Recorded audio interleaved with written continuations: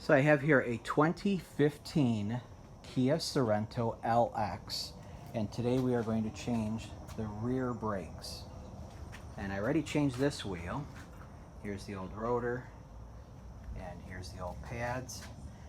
And now that I've got it down to a science, I'm going to do the right rear wheel and show you how to do it. This is including taking the rotor off and being able to inspect the emergency brake. So these are the tools that I used: a jack stand, a jack, a big hammer, a smaller hammer, a rubber mallet, a brake caliper compressor.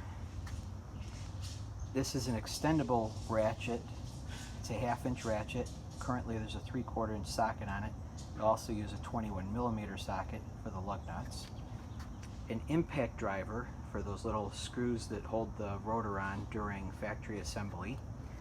A 19mm wrench, a 14mm wrench, a 3-inch extension, 3/8 drive, a 3/8 ratchet with a 14mm socket, a magnetic tray, a box cutter, a flat-bladed screwdriver, a Phillips head screwdriver, and I used a drill, but an impact driver would be better. And this has a 21mm socket and also a wire brush for cleaning up some of the parts. So we're going to do the right rear wheel. Like I said, the left rear wheel's already been done, and it should be pretty smooth this time. The very first thing you want to do is open the hood and put a paper towel in where the cap is for the brake fluid. I have heard from other YouTube videos that when you compress the caliper and the fluid goes up, if it rams against the solid cap, it can mess up valving that's inside the master cylinder. By using a paper towel crunched in the way that I've done it, it allows the fluid to seep into that paper towel. It also keeps it from spilling all over the place, as opposed to just taking the cap off. So the next thing to do is loosen the lug nuts while it's on the ground using your 1/2-inch drive ratchet in full extension and the 21mm socket. And then you're going to jack the car up. This is where I did it, but you decide what's safe for you. And then put a jack stand underneath. And out of sheer laziness, I'm going to use my drill with my 21mm socket to remove the lug nuts and take the wheel off. So in the tool list I had mentioned a rubber mallet, and this is why. When you jacked up the car, took the lug nuts off, tried to take the wheel off, it was seized on. So there are a couple different tricks that you can use. One is put the lug nuts back on but loose, and put the car back on the ground and rock the car back and forth, and sometimes that will jar it loose. And the other trick is to just beat on the tire with the rubber mallet, not the wheel but the tire, and rotate the wheel. Make sure you hit it in an area that's away from bodywork so you don't accidentally hit the bodywork, and eventually the wheel will come loose, which the wheel is loose. So first thing, there are these little bolts. Those are used for assembly at the factory so that the rotors don't fall off while it's going down the assembly line. WD-40ing all that stuff, and then also some of the bolts that are going to be held on here. Also doing this swing arm, and I'll explain that in a little bit. But first thing I'm going to do is I'm going to use an impact driver, which is this tool here. And because I'm working alone, I can't record it doing it, but you put it in here, you twist it counterclockwise, strike the end of the impact driver, and it loosens these up when they're rusted in place. So then after I'm done with that, I'm going to take this bolt off and this bolt off, pulling the caliper off, and I'll show you what it looks like at that point. So the caliper is off, and this is what that swing arm is that I was talking about, and it's because there's a bolt back here that you just can't get at otherwise, and you need to take this bolt that was there, or yeah, was there, out, and this is the bolt that is held by that swing arm. Or the swing arm is held by this bolt. That's it. Okay, so I showed you that swing arm bolt. I put the screwdriver in here. Well, first I took the bolt out that allowed that whole thing to come out, and that's the bolt there, just to show you. So it goes in that hole, comes over to here. I put a screwdriver in there because otherwise the whole thing wobbles. And quite frankly, this is going to end up being rusted on right here. WD-40'd it ahead of time, as you saw earlier, and go to take it off and nothing happens. So proceed to use this little guy here, 3-pound short sledgehammer, and beat on it about here, rotating it, and you can see now it's loose, and I'll take it off in just a moment and show you what the emergency brake looks like on this vehicle. Okay, so the rotor is off. There's this little rubber plug that comes out quite easily. In fact, I think I can show you this. One person, one hand.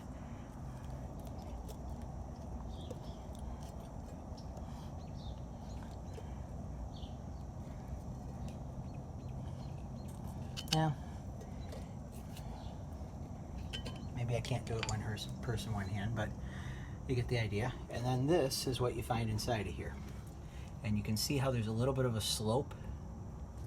Do I have it in the right place? Yeah, a little bit of a slope on the front of that shoe. I would say that this shoe is plenty thick, so is this one, to be able to do the job of working a parking brake or emergency brake. It's really a parking brake when you get right down to it. There's really no reason why these would wear out, because they're only used during parking. Unless the car is parked and gets hit, there really isn't any reason for it to wear down. The only reason I can imagine it would wear down is for the person who loves doing the handbrake J-turns. They would be using that brake, and then it's going to be wearing out sooner. So what I'm going to be doing is changing this plug over to the new one, putting the rotor back on. Then I'm going to take this caliper and this old brake pad, and I'm going to compress the piston, and I'll show you roughly what it looks like in a moment. Okay, so I have uncompressed the caliper. We've got that lower control arm back together. That was a real joy. Had to jack it up a bit to get the whole thing to fall into place. And then I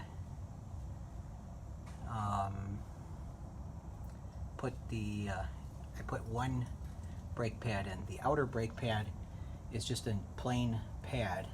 The inner one is this one, and you can see it has this little spring on it.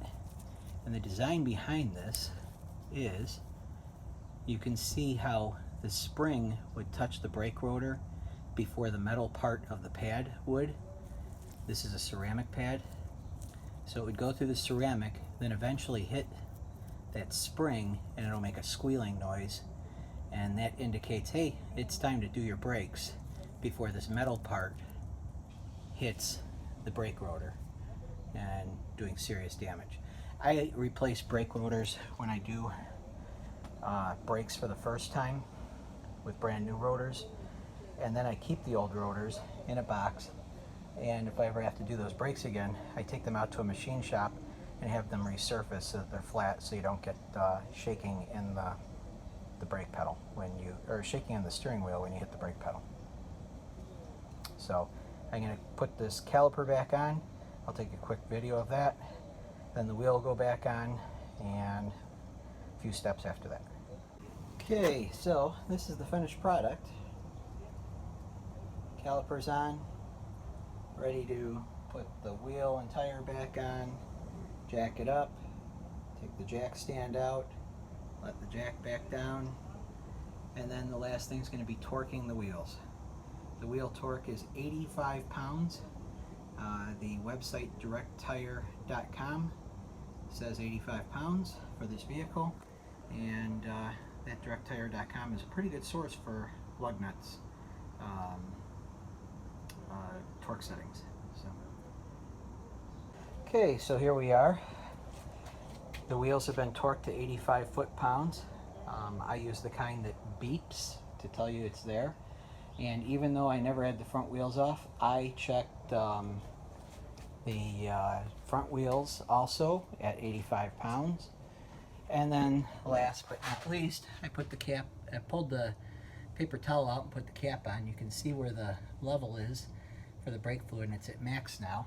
So I'm guessing that this person had their front brakes done somewhat recently, bringing the level back up to original, or they haven't. Somebody filled the fluid up before I got my hands on it and started doing the brakes. So next thing is start the car. I'm leaving the hood open so I have no temptation to drive it, and push on the brake pedal. If you forget to do this, the first time you go to use the brakes, you won't have any brakes. Nice solid pedal. And remember, on this system, the emergency brake is completely separate from the hydraulic system. So it's not like you're waiting for the emergency brakes to be adjusted for this to work at its absolute best. The pedal feels real nice. Guess I'll go for a drive. So that's it. Thanks for watching.